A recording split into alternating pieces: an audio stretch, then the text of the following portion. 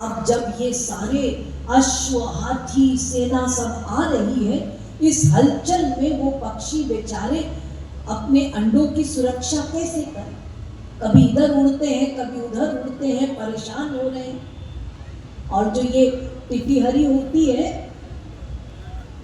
इसका कोई प्रॉपर स्थान नहीं होता, कहीं रेती में दे देती है, खुले स्थान में अंडा दे देती है, फिर उसकी सुरक्षा करती है बार बार आकर। कौवे को भी भटकने नहीं देती, कौवे को भी फटकने नहीं देती।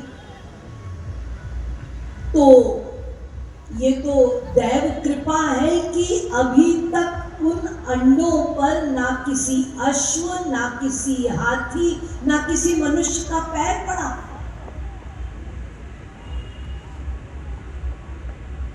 अब वो पक्षी उस अंडे को छोड़ के दूर जाकर बैठ गए वृक्ष के ऊपर, क्योंकि उन्होंने देखा कि दोनों ओर सेना खड़ी हो गई है और दुंदुभी घोष, शंख बज गए। अब बस युद्ध प्रारंभ ही होने वाला है। तो वहीं पेड़ पे बैठे बैठे वो दोनों पक्षी सोचते हैं, हम दुर्बल हैं, हमारे अंडों की, हमारे बच्चों की रक्षा कौन करेगा? ऐसा सोच है। इतने में वो क्या देखते हैं कि युद्ध प्रारंभ नहीं हुआ और नंदी घोष रथ, जिसमें सारथी है नवघन घनश्याम श्री कृष्ण, और अर्जुन अपना गांडीव छोड़ के खड़ा है और श्री कृष्ण से गीता का उपदेश दे रहे हैं और सब और बड़ी शांति है।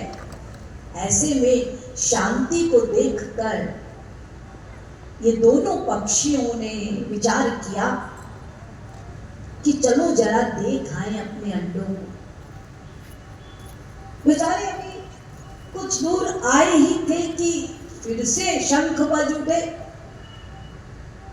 तो ये कुछ कर ना पाए, फिर वापस नंदी घोष रथ के आसपास परिक्रमा करने लगे और कहने लगे, हे अनाथों के नाथ, हे करुणा निधान, हे सर्वाधार, हे सर्वेश्वर, हम दुर्बल असहाय की रक्षा करना, हमारे बच्चों की रक्षा करना, हमारे अंडे की रक्षा करना, ऐसा कहते हुए उड़ गए। जो सर्वाधार, जो सर्वेश्वर अनंत जीवों की पुकार को सुनता है, जहां वो मनुष्य की पुकार सुनता है, वहीं पर वो दुर्बल असहाय को भी उपेक्षित नहीं करता। उसके लिए समस्त जीव की पुकार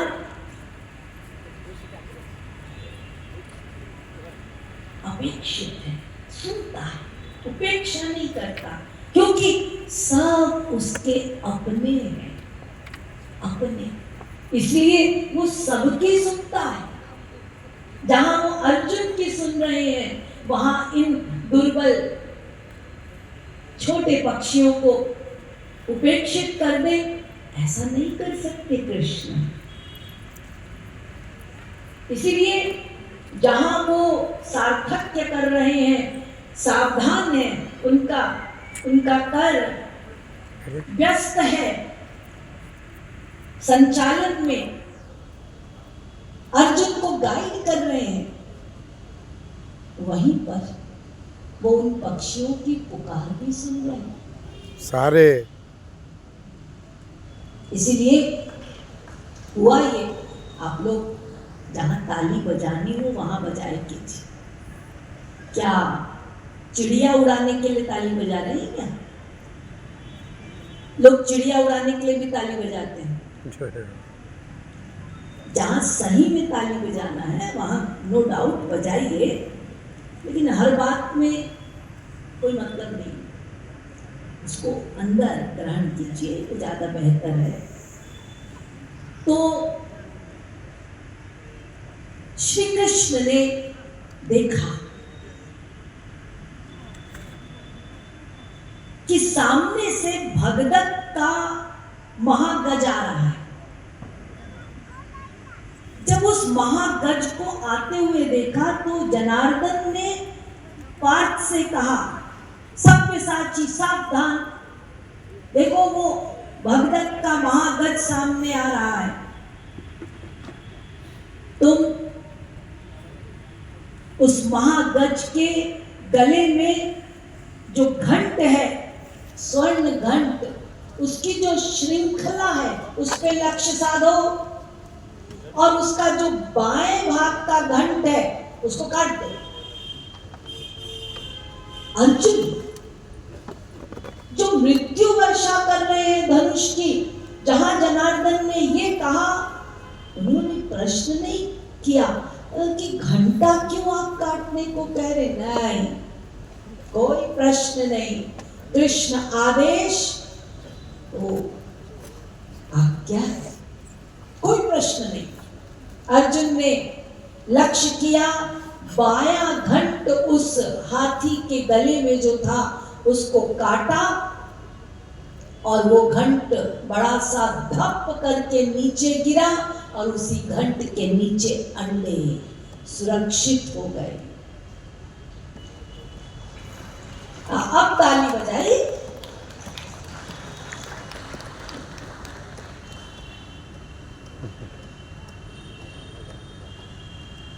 तो ऐसे वो पुकार सुनने वाले सर्वाधार सर्वेश्वर भगवान, तो वो भगवान के इंद्रियां नहीं है लेकिन समस्त इंद्रियों का कार्य करता है। लेकिन दूसरी ओर उपनिषद ये भी कह रहे हैं, सहस्रशीरेखा पुरुखा सहस्राक्ष सहस्रपात सभूमिग्वं सर्वतस्, सहस्रशीरेखा पुरुखा,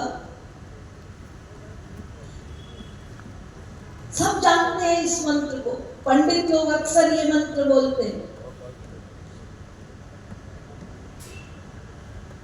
सहस्र माने अनंत, अनंत सिर है, अनंत हाथ है, अनंत पैर है, सब अनंत अनंत है। बताइए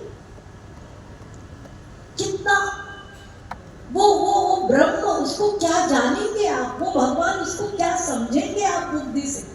एक और कहा जा रहा है इंद्रियां नहीं है, दूसरी ओर कहा जा रहा है अनंत सिर वाला, अनंत हाथ वाला, अनंत पैर वाला। ऐसे विरोधी धर्मों का अधिष्ठान वो भगवान, उसको क्या हम अपनी बुद्धि में समाहित कर सकते हैं? क्या वो हमारी बुद्धि में समाएगा ऐसा भगवान?